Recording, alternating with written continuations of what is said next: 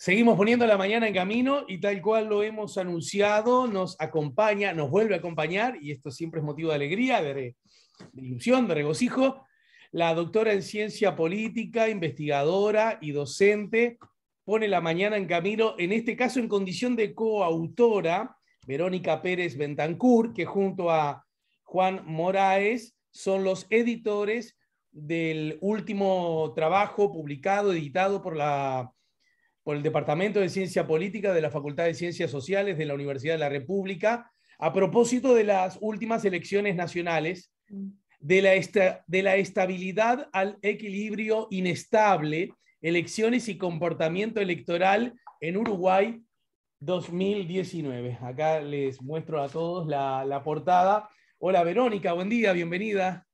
Hola, ¿qué tal? Buenos días. A propósito, ¿este libro es un libro que el público en general puede conseguir o no? Sí, claro. Está editado con sello de la Universidad de la República y, y con sello del Instituto de Ciencia Política, pero se puede comprar en cualquier librería de Montevideo y del interior también. Bien, te mencioné a vos, mencioné a Moraes en condición de editores, bueno, y también de partícipes, de artículos escritos por ustedes, capítulos escritos por ustedes, pero obviamente no son los únicos ni por asomo.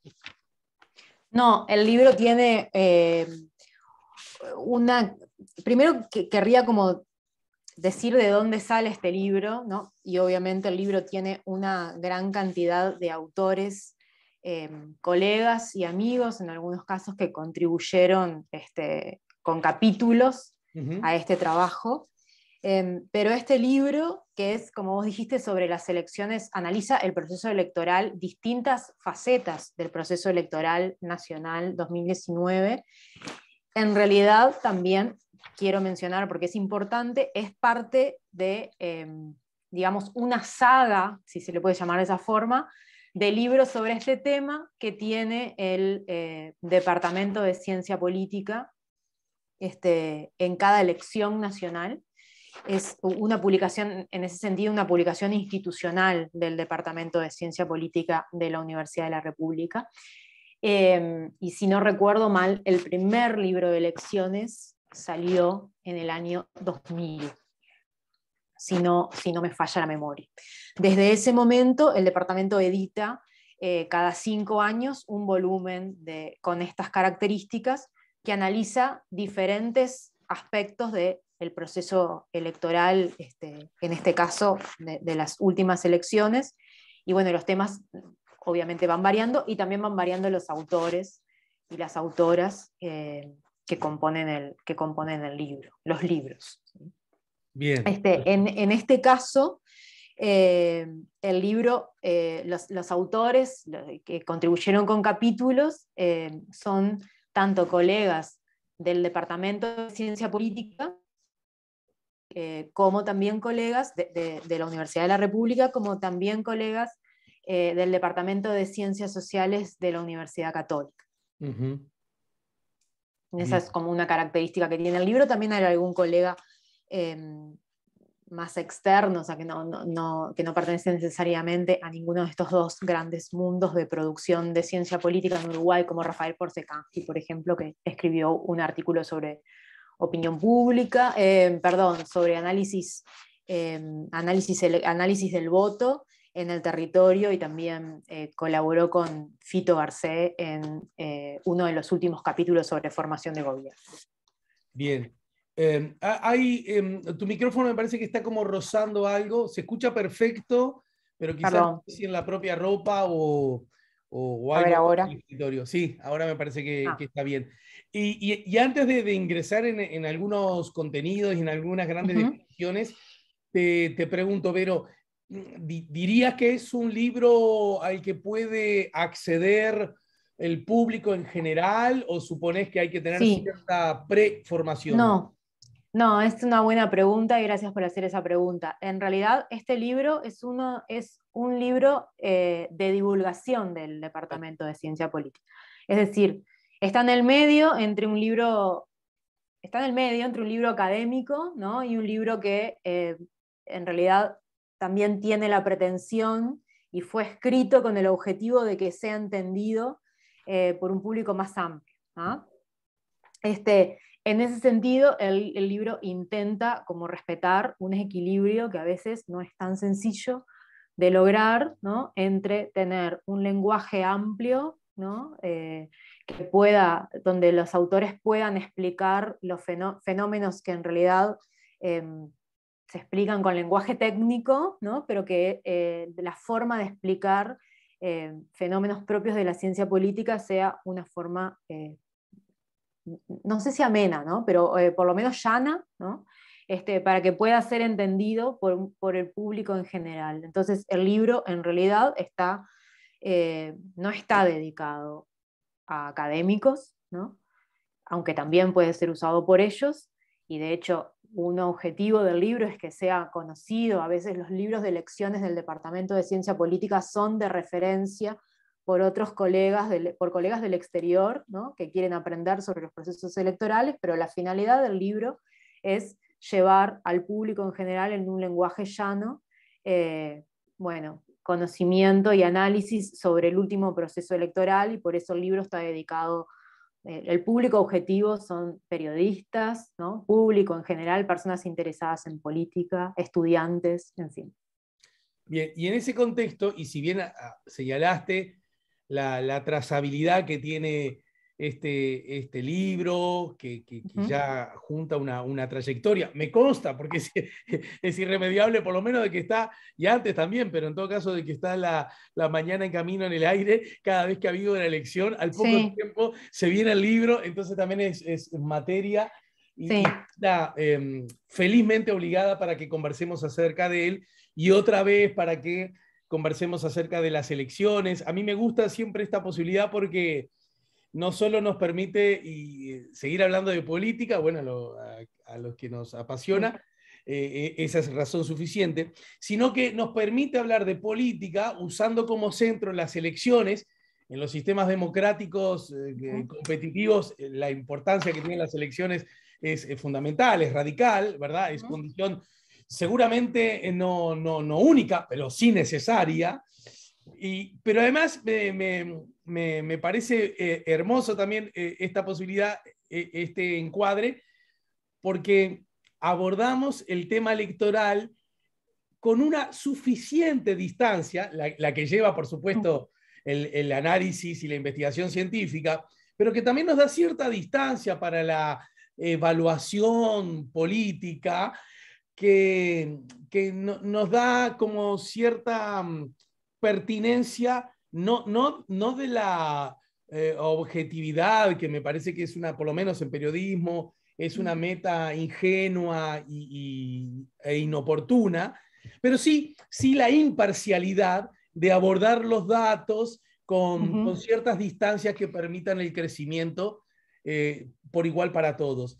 Y en ese sentido, bueno, a propósito, ya de paso pregunto, ¿estas distancias son fruto de que inexorablemente el trabajo exige tiempo, que a veces es difícil, una vez que está terminado, conseguir la forma de editarlo, o es hija también de cierta cautela a la hora de analizar algo y tomarnos cierto tiempo para el análisis? En realidad, obviamente, un libro de elecciones necesita que pasen las elecciones, ¿no? Porque la mayoría de los artículos de los estudios que están en el libro, necesitan ver los procesos terminados para poder hacer un análisis sistemático de los datos, ¿no? Incluso porque muchas veces los datos no están disponibles hasta que las elecciones no han pasado, ¿no? O por lo menos no están disponibles en el formato que algunos de los trabajos que están en el libro requieren, ¿no?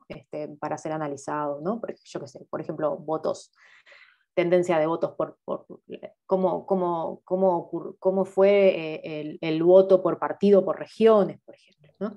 Entonces, eso por un lado. Y por otro lado, entonces eso hace que los libros de elecciones no salgan en el año electoral, ¿no? Sino que salgan por lo general hacia finales del siguiente año, ¿sí? En el caso de este libro, además, algo que nos propusimos hacer con Juan Andrés Moraes como editores del libro, es tener un proceso mínimo de arbitraje de los artículos. Claro. ¿Qué quiere decir esto? Obviamente, como te dije, es un libro que no es un libro académico en sí, ¿no? Sino que es un libro escrito con otra finalidad.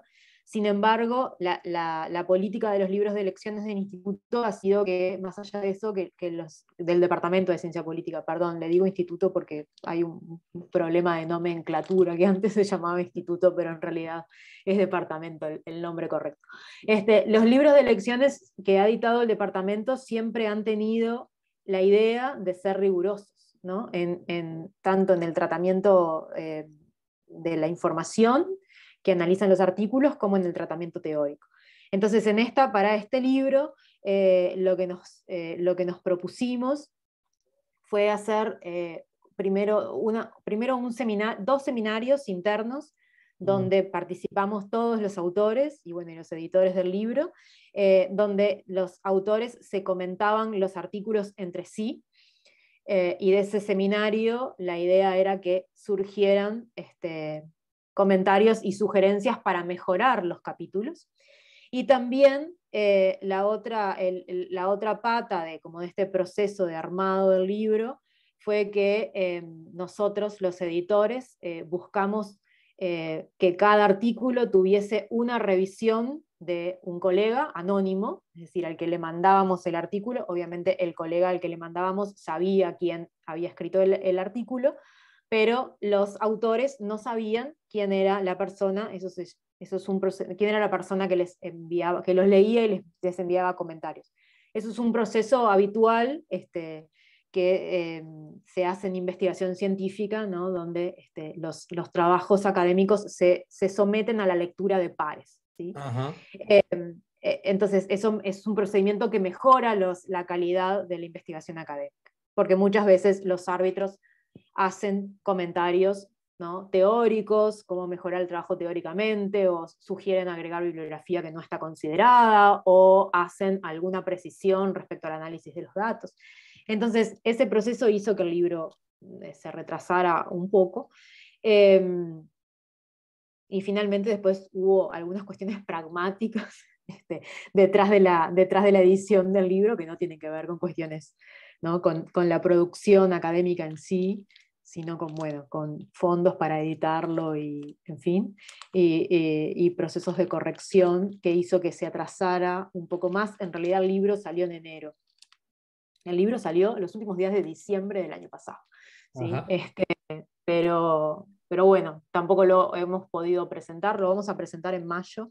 No lo hemos podido presentar por la emergencia sanitaria, y que hasta ahora no era posible tampoco hacer ningún evento con mucha gente en facultad. Así que esas son las razones por las que el libro salió ahora. Debería haber salido un poco antes, pero no mucho antes, por estas razones que te comento, ¿no? De que hay un proceso de producción del libro que requiere cierta discusión y que atrasa la terminación de la publicación, ¿no? Pero no la atrasa en un sentido, o sea, la retrasa con un objetivo, ¿no? Claro. En todo caso, ya en la introducción, a mí me parece muy interesante, vos, Verónica y Juan Andrés, repito, Verónica Pérez y Juan Andrés Moraes son los editores de esta publicación, ya van al núcleo, al corazón, que nos permite cierto análisis de esta última elección nacional, y arranca preguntándose qué factores explican el resultado de la elección nacional de 2019. Esta elección podría, y ya de arranque, por eso digo que la importancia y la contundencia de la introducción, esta elección podría constituir un punto de inflexión en la evolución electoral de Uruguay desde la reinstauración democrática en 1985. Ya ahí de arranque, cuando lo leí ya un tiempito atrás, ya me distancié de ese concepto, porque yo tenía bastante punto de inflexión, entendí, pero me divirtió, me gustó, ¿no? Me ilusionó.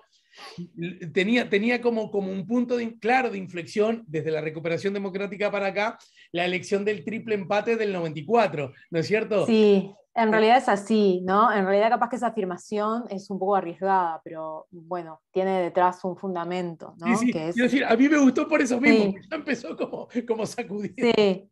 Bueno, es que en realidad el libro maneja esa idea, o varios de los capítulos manejan esta idea, ¿no? Que en realidad debería, acá sí debería pasar un tiempo, ¿no? Para que esta idea se pueda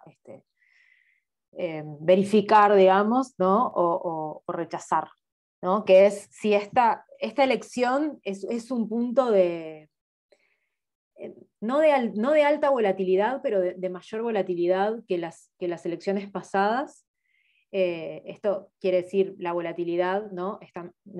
Para decirlo como de una forma bastante sencilla y corta, ¿no? Está en este caso medida, está dada, ¿no? por la aparición de partidos nuevos, ¿no? Claro. Pero además tiene una característica que es el tipo de partido nuevo que aparece, ¿no? Que es cabildo abierto. De hecho, si se lee el libro, aunque el libro está compuesto por capítulos que se pueden leer y se deben leer, digo, de una forma, pueden leer un capítulo y pasar a otro que está al final y no se pierde el hilo, ¿no? Pero hay algo que con Juan Andrés, cuando editábamos el libro, nos dábamos cuenta que ocurría, que es que la mayoría de los capítulos, aunque analizan fenómenos diferentes del proceso electoral, refieren todo el tiempo a la aparición de cabildo abierto como un factor que hace cambiar cosas, ¿no? Y que podría hacer cambiar otras cosas en el futuro respecto a la dinámica del sistema de partidos en Uruguay. Entonces, está bien la apreciación que vos hacés, de hecho es así en la literatura, ¿no? Un punto de inflexión en el sistema de partidos uruguayo. Bueno, un punto, si te vas más atrás, capaz que un punto de inflexión adicional es la aparición del Frente Amplio, ¿no? Pero No, pero es hablábamos de la cierto, recuperación democrática. desde la recuperación democrática, es cierto que el gran punto de inflexión ocurre cuando el Frente Amplio se convierte, ¿no? en el partido mayoritario del sistema, ¿no? Bueno, primero en el 94 que llega al tercio, ¿no? Pero luego se convierte en el partido mayoritario y hace cambiar la lógica de competencia, que pasa a ser una lógica de bloques, ¿no? Donde el Frente Amplio está de un lado y los otros partidos, el Partido Nacional y el Partido Colorado, están de otro, aunque siempre hay algún partido en el medio, ¿no? Siempre hay alguna cuarta fuerza, pero esas cuartas fuerzas han tenido diferente éxito y en algunos casos bueno, el Nuevo Espacio, por ejemplo, ¿no? Que fue una cuarta fuerza relevante, pero bueno, el Nuevo Espacio termina después dentro del Frente Amplio otra vez, ¿no? En este caso, la aparición de una cuarta fuerza relevante, porque Cabildo Abierto es una cuarta fuerza relevante, genera estas preguntas dentro del sistema de partidos, ¿no? Si Claro. el sistema de partidos va a evolucionar hacia otra lógica, ¿no? Hacia otra lógica de bloques. Y bueno, y Cabildo Abierto también, ese es el capítulo, hay un capítulo dedicado a la formación de Cabildo Abierto, que está escrito por Felipe Monestier, Fernando Rosenblatt y Ligüen Nocheto,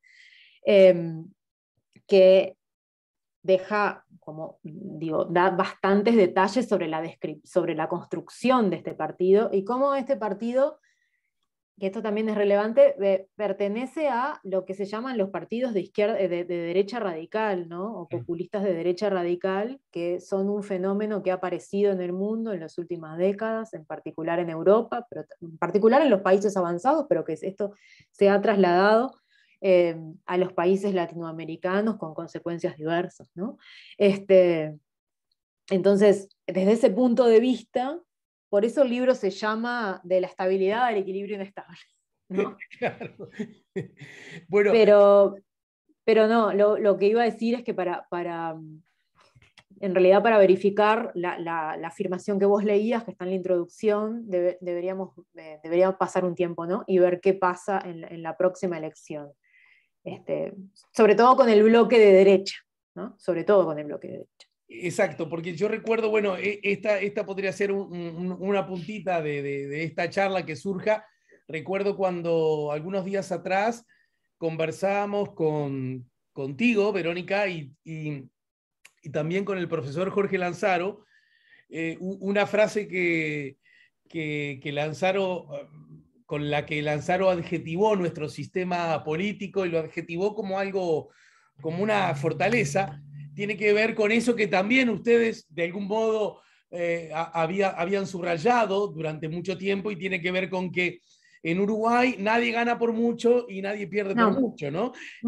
Y eso me parece a mí, Leo, va bastante de la mano con aquella otra mirada que se sostenía acerca de que en Uruguay las elecciones en cuanto a los bloques era bastante previsible y bastante Sí, parejo. Y sí. justamente esa condición pareja hace que Mm, por muy poco se pueda cambiar muy mucho, ¿no? Porque, sin sí, embargo, esta elección también recoge, la que acabamos de vivir, la del 19, recoge por la propia aparición de Cabildo Abierto, seguramente no la única, recoge también unos cambios sí. en cuanto a la volatilidad, que me gustaría que analizaras específicamente Mm, el tema, pero que también convengamos, recoge otro cambio muy grande que desde el punto de vista histórico de pronto no se advierte tanto, pero en el corto plazo sí, y tiene que ver con que, bueno, después de 15 años, sí. gobierna el Uruguay la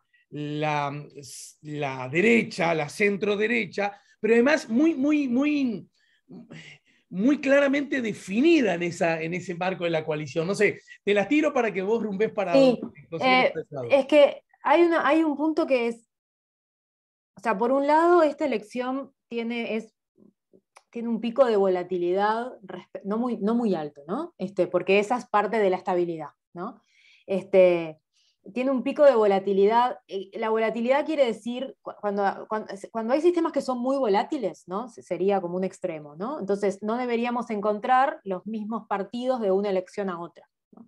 O los partidos en una elección tienen unas etiquetas y en la otra elección tienen otras etiquetas totalmente, encontramos otros partidos, ¿no? Esos son sistemas muy volátiles. Claro. Uruguay es un sistema poco volátil, ¿no? O sea, con cierta volatilidad, ¿sí? Pero poco volátil en el sentido de que es posible identificar a los mismos partidos como los actores más relevantes en las últimas elecciones desde el 85 hasta aquí, ¿sí? Incluso desde antes. Sí hay momentos de mayor volatilidad, ¿no? Un momento de volatilidad alto es cuando el Frente Amplio gana las elecciones en el 2004, ¿no? Ahí hay volatilidad porque el aumento, lo que hace que aumente la volatilidad es que el Frente Amplio pasó a ser, ¿no?, el partido más votado, y hubo un aumento pequeño pero significativo de la volatilidad respecto a la elección anterior, ¿no? En este caso, en esta elección, en esa elección, la de 2004, son los mismos actores, ¿no?, los que están de una elección a otra, pero hay un cambio, ¿no? Hay un cambio en la tendencia del electorado, que como vos decís, en este caso no era tan un pequeño cambio, ¿no?, porque el Frente Amplio gana por un margen bastante importante, ¿no? Pero hay un cambio del signo del partido gobernante. ¿Mm? Uh-huh. Las elecciones siguientes son elecciones con baja volatilidad, Claro. ¿no? Porque básicamente reproducen el escenario, con algunas diferencias, pero reproducen el escenario de 2004, ¿no? Cuando cambia, entonces esta elección, la de 2019, es otra vez, ¿no?, un escenario con un poco más de volatilidad respecto a las elecciones de 2009 y de 2014, pero a su vez hay un actor aquí, hay dos cuestiones más relevantes, ¿no? Primero, una mayor fragmentación del sistema de partidos, y segundo, unido a esto, es esta mayor fragmentación del sistema de partidos está dado por la aparición de Cabildo Abierto, ¿no? Que es el fenómeno más novedoso, en todo caso, este último periodo electoral, ¿no? Uh-huh. No solo por las características que tiene como partido, ¿no? Es un partido de derecha que no conocíamos en Uruguay, ¿sí? Pero también por la forma de construcción. O sea, Cabildo Abierto, eso es lo que analizan Felipe Monestier, Fernando Rosenblatt y Lewin Nocheto. es un partido que se construye muy rápidamente, ¿no? En unos meses, aún tenemos que ver si realmente construye una organización, ¿no? Pero bueno, hay cierta construcción partidaria que termina siendo muy exitosa electoralmente, ¿no? Aun cuando es un partido, obviamente, ¿no? Que está muy lejos de ganar las elecciones, ¿no? Manini Ríos estuvo muy lejos de ser el candidato más votado de la derecha, pero obtiene un caudal de votos que por lo menos lo convierten en desafiante del Partido Colorado, por lo menos, ¿no? Entonces, esto último que acabo de decir, en realidad deberíamos dejar pasar un poco el tiempo, ¿no? Para ver qué ocurre, ¿no? Pero entonces, la dinámica del sistema de partidos parece seguir siendo en dos bloques, ¿no? Y esto lo muestra el libro a lo largo de sus capítulos, pero el bloque de la centro-derecha está más fragmentado que en el pasado y tiene unas características diferentes al pasado, dado por la aparición de Cabildo Abierto, que probablemente tire al bloque, es un sistema capaz que más polarizado también, ¿no? Porque es probable que Cabildo Abierto tire a sus socios, ¿no? Más a la derecha. Sí, sí. Bueno, de hecho está ocurriendo. Es lo que se puede apreciar, ¿no? Sí, de hecho está ocurriendo. En los relatos, en las declaraciones, ¿verdad? Pero antes de llegar a eso, en el libro, ustedes señalan que, bueno, justamente en el marco de esta elección, una de las peculiaridades que hubo es que nos fuimos a dormir sin saber quién había ganado la elección, por lo menos con razonables dudas. Este es un asunto que también políticamente fue muy criticado en su momento. El candidato ganador en la segunda vuelta logró un margen de apenas 1,5% e inició un cambio no solo de partido en el gobierno, sino también en la forma de gestionarlo a través de una coalición. Sí. Bueno, otro elemento novedoso, no que el Uruguay sea gobernado con coalición, sino una coalición que luce novedosa por el número de integrantes, por la conformación, porque ya no te alcanza con un solo socio, necesitas dos, ¿verdad? Esos asuntos que ya... Claro, exacto. Y hay algo que agregan, hasta la elección del año 2019, el sistema de partidos venía mostrando signos de sorprendente estabilidad, lo que recién comentabas, había llegado a un 4,2% de volatilidad electoral en las elecciones de 2014 como mínimo histórico de la evolución democrática del país. Incluso a nivel internacional se puede decir que es una volatilidad más muy baja, ¿no? Sí, muy baja en América Latina, ¿no? En América Latina, donde la volatilidad, digo, muchos sistemas de partidos estables se han fragmentado mucho, ¿no? En los últimos años. No, bueno, una elección en Costa Rica la semana pasada, ¿no? Claro. Bueno, este fin de semana, sí, ¿no? Sí. Que muestra la desestructuración o la fragmentación de un sistema de partidos que era bipartidista, ¿no? Histórico. Lo mismo pasa en Colombia, ¿no? Bueno, Brasil siempre fue un sistema muy fragmentado y muy volátil, pero Uruguay, Bueno, en realidad Uruguay bueno, Perú, lo que pasa es que Perú es capaz que uno de los casos extremos, ¿no? Cuando te comentaba, ¿no? Casos extremos, te lo decían abstracto, quizás debía haber nombrado Perú, ¿no? Un sistema que en realidad no tiene partidos, ¿no? Lo que tiene son candidatos que compiten con diferentes etiquetas, ¿no? Con diferentes vehículos electorales cada vez, ¿sí? Pero que muy difícilmente logran coordinar candidaturas y muy difícilmente logran coordinar en el Congreso posiciones de política pública, ¿no?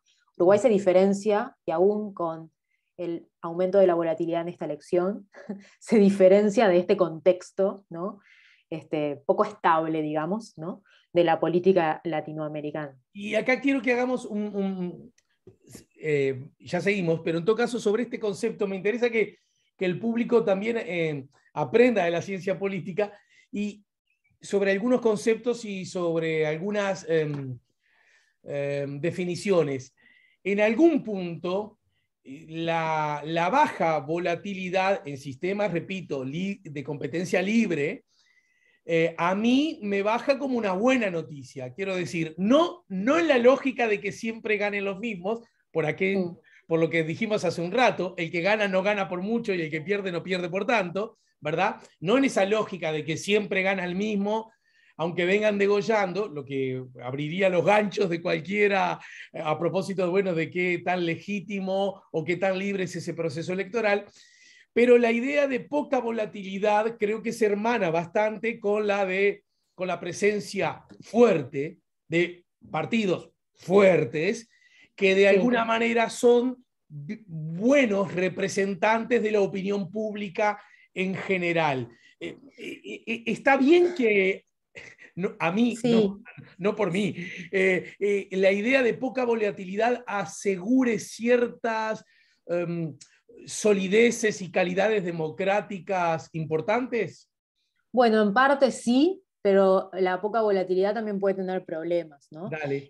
La literatura en ciencia política ha considerado, la literatura de los 90, y no tanto, ¿no? También como revisiones a esa misma literatura que se han publicado más recientemente, han considerado la baja volatilidad como un rasgo, como vos decís, de estabilidad del sistema, como la estabilidad, ¿no? Que está por la baja volatilidad, como un rasgo como de buena vida del sistema, ¿no? De goza de buena salud. ¿tá?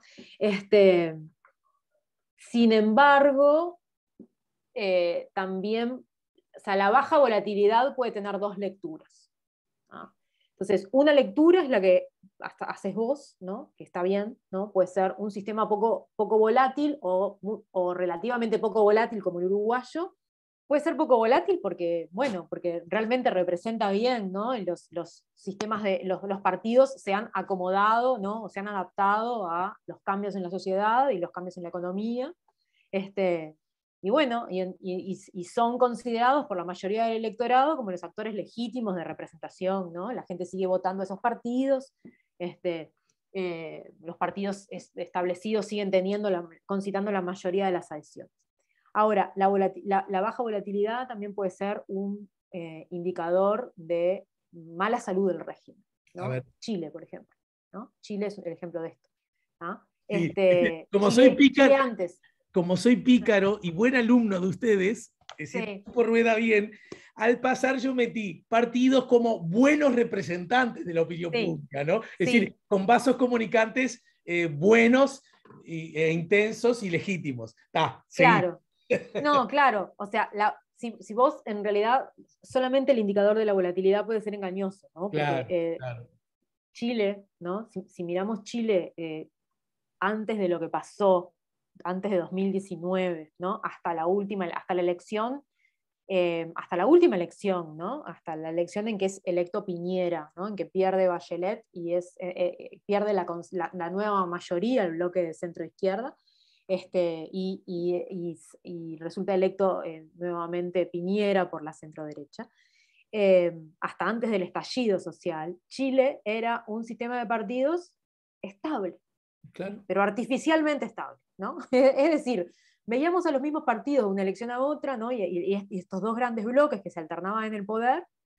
Sin embargo, eso no era un signo de buena salud, ¿no? Sino un signo de mala salud, ¿no? Que era estos partidos, por efecto de un sistema de reglas, ¿no? Que no viene al caso, pero básicamente se habían mantenido en el poder con escasas adaptaciones programáticas que dieran cuenta de las demandas de grandes intereses populares. ¿no?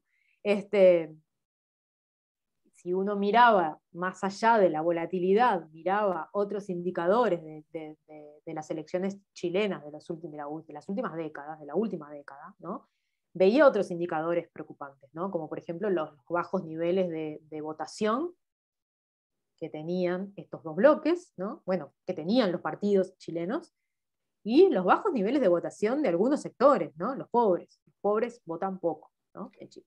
Entonces, esto termina, evidentemente, ese sistema, aunque era muy poco volátil, ¿no? Era estable, ¿no? Pero tenía un problema de representación por detrás, o sea, que ha quedado de manifiesto en las grandes movilizaciones que vimos a partir de 2019, bueno, que dejaron ver un gran descontento respecto a ese sistema, ¿no? Que no sabemos si el nuevo sistema, que tiene otras reglas y tiene otros partidos, ¿no? Y tiene un presidente que no viene de ninguno de los dos bloques históricos, ¿no? No sabemos si en realidad este nuevo sistema es capaz de recuperar, ¿no?, los satisfactorios niveles de adhesión, digamos, ¿no? Entonces, la volatilidad en sí no es no es necesariamente un signo de buena salud. de salud, ¿no?, de un sistema de partidos. Puede ser, pero puede esconder, puede ser como en Uruguay, ¿no?, pero puede esconder fenómenos de problemas de representación política. Claro. Y acá un punto que querría marcar, ¿no?, que es que quizás la aparición de Cabildo Abierto, ¿no?, con este pico que se ve, ¿no?, si uno quiere, es un pico de volatilidad, quizás la aparición de Cabildo Abierto es un signo de buena salud del sistema. Capaz, ¿no? No lo sabemos, ¿no? Pero capaz que lo es, ¿no? En la medida en que un conjunto del electorado de derecha, no se sentía representado adecuadamente por el Partido Colorado y el Partido Nacional, que por competir con el Frente Amplio, ¿no?, había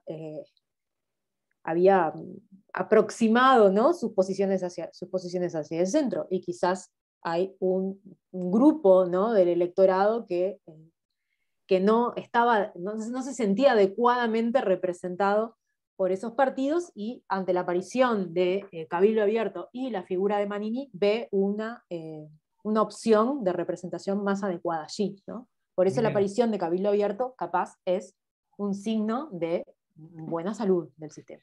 También podría, ya que lo planteas en esos términos, también podría significar algo exactamente, que puede llegar a ser exactamente lo contrario. Quiero decir esto, da la impresión que el surgimiento de estas conformaciones políticas, y sin que en Uruguay nada es demasiado explícito, uno, sin embargo, advierte que en forma relativamente constante hay por parte de Cabildo Abierto, de su líder, pero también de sus dirigentes, de segunda, tercera y el resto de las líneas, como a pesar de que están haciendo política, a pesar de que forman parte del sistema político, a pesar de que integran una coalición, que además es la coalición que gobierna el Uruguay, y esto es inevitable que les obligue a hacer política, uno advierte en forma relativamente constante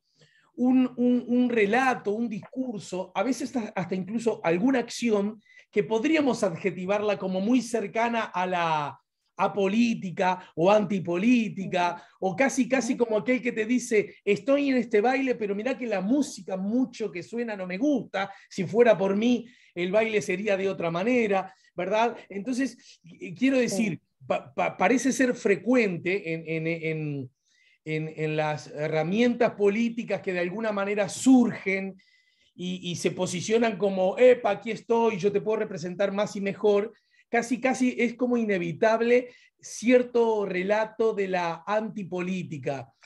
Primero, Bueno, ¿es así en general? Segundo, ¿cómo lo observás en el caso de Cabildo Abierto?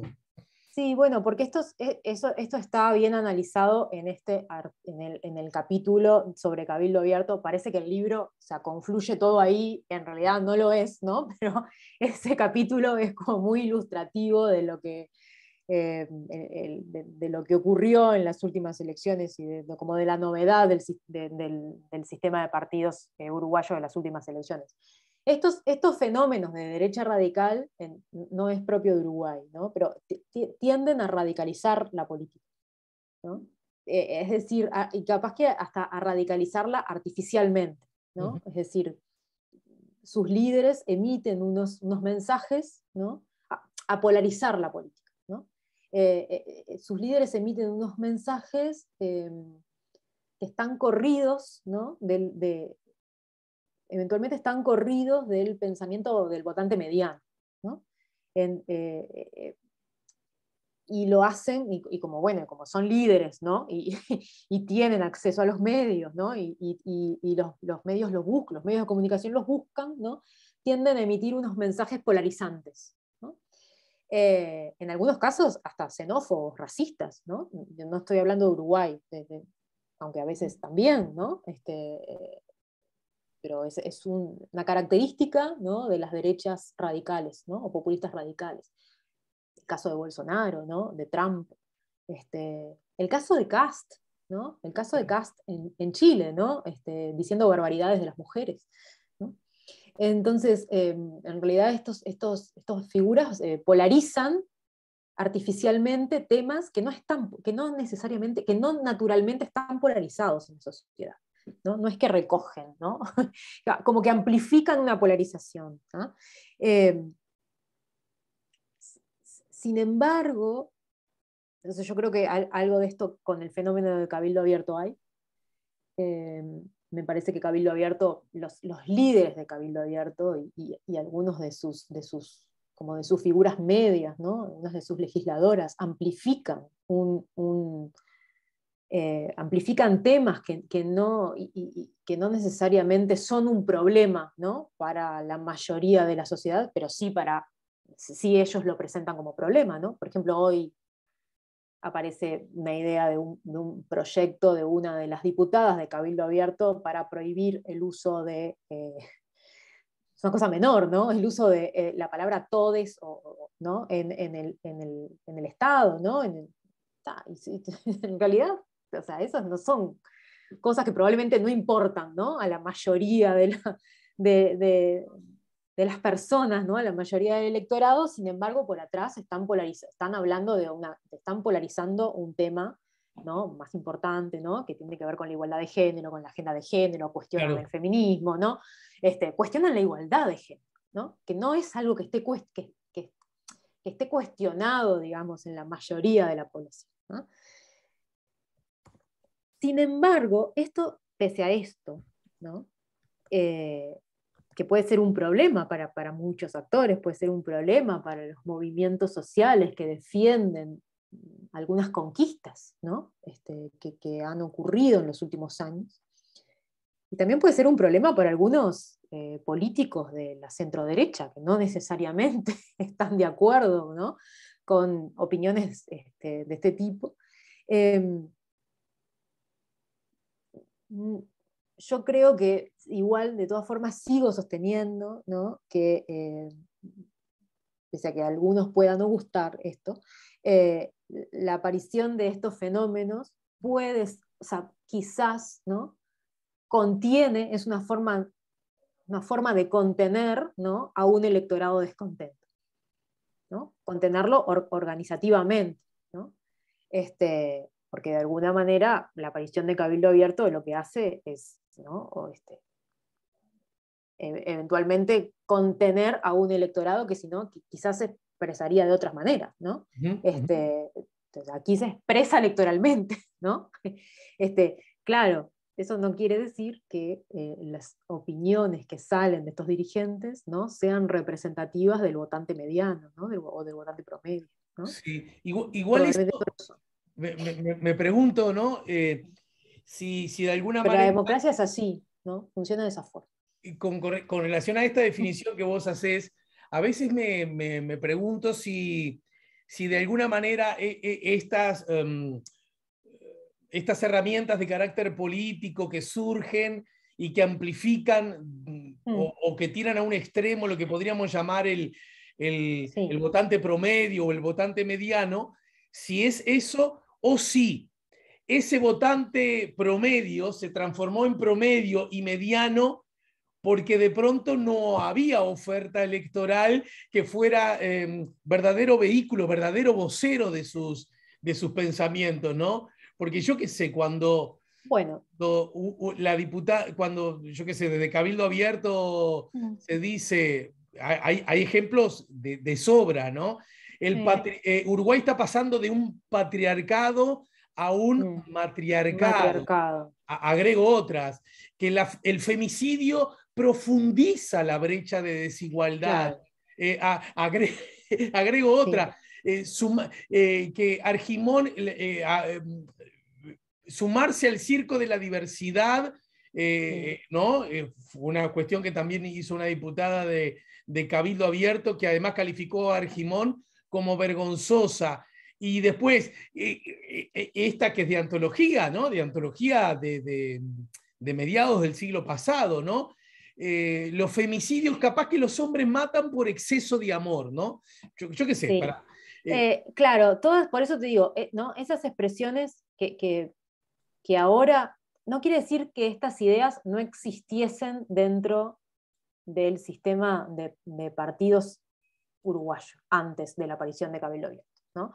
Lo que probablemente pasaba, ¿no? Porque en realidad siempre hubo un núcleo de derecha dura, ¿no? Lo que probablemente pasaba es que estas personas que tenían estas ideas, ¿no? En realidad sus ideas no eran expresadas porque quedaban subsumidas por líderes que estaban más al centro, ¿no? A eso Entonces, voy, a eso voy. claro, cuando aparece un líder como Manini, ¿no? O bueno, yo qué sé, como Lust, ¿no? O como Domenech, ¿no? Entonces hay sujetos que se sienten con la capacidad con el permiso de decir determinadas cosas que no son políticamente correctas y que no solo no son políticamente correctas, sino que tampoco son representativas, ¿no? De un estado de la opinión pública, porque en realidad si uno mira otros indicadores de opinión pública sobre preguntas que se hacen, ¿no? Sistemáticamente, no sé, por el Latinobarómetro, o por estudios como el Latinobarómetro, como el Estudio Mundial de Valores, ¿no? Que preguntan diferentes posiciones hacia la inmigración, ¿no? Hacia la igualdad de género, hacia, no sé, ¿no? En realidad el electorado uruguayo no aparece como un electorado conservador, ¿no? Sino que todo lo contrario, ¿no? En realidad el electorado uruguayo parece un electorado moderado, relativamente moderno, ¿no? Sí, Y donde sí, estas claro. tendencias no han aumentado, ¿no? Eso no quiere decir, por eso te decía que desde mi punto de vista lo que hacen estos fenómenos es polarizar, es amplificar la polarización del electorado, ¿no? Incluso lo hacen con estas afirmaciones digo, estas afirmaciones además bueno, de que van en contra, ¿no? de avances en la agenda de derechos humanos promovidas por organismos internacionales de derechos humanos desde hace muchas décadas, también carecen de sustento empírico, ¿no? Claramente carecen de sustento empírico, ¿no? Decir estas cosas sobre que estamos en un matriarcado, en un patriarcado, claramente carece de sustento empírico, no hay ningún dato que demuestre esto, ¿no? No hay ningún dato que demuestre la afirmación que hiciste respecto a los femicidios, ¿no? Entonces, pero estas esta característica de Cabildo Abierto y sus líderes no es una característica de Cabildo Abierto y sus líderes en sí, ¿no? Sino que en realidad es un fenómeno que es una característica de los partidos de derecha radical o de los partidos populistas de derecha radical. Me gustaría una breve pausa y al regreso ingresar en otro terreno que en el libro también se desarrolla y que tiene que ver que, con relación a las elecciones del 2019 y de alguna manera el mojón, el punto de inflexión que éstas supusieron, muestra, leo textual, las elecciones del 2019 también muestran un cambio en la oferta programática, ¿no? Es decir, a la hora de establecer programas de gobierno, qué tipo de gobierno quiero, qué tipo de país, qué tipo de mirada histórica, de legítima ilusión tenemos acerca del futuro. Me parece que también esto es interesante, se desarrolla en el libro y me gustaría conocer tu opinión.